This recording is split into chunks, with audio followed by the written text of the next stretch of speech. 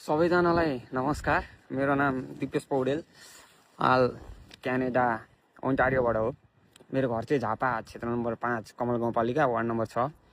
आज बिहान मलाई एउटा म्यासेज आउँछ। म्यासेजमा लेखिएको थियो, लुसिफरको फोटो किन हालिस्, तँलाई देशको माया लाग्दैन।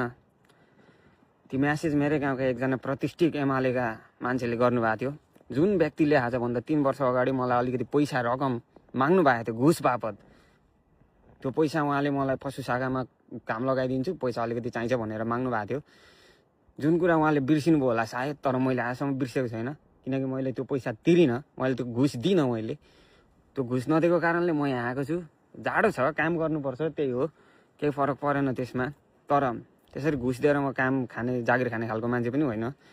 र विडम्बना के छ भने उहाँ व्यक्तिले मलाई त्यो लुसिफरको फोटो यस्तो दायाँ बायाँ पार्टी यस्तो उस्तो भनेर नसम्झाउँदा हुन्छ मलाई। किनकि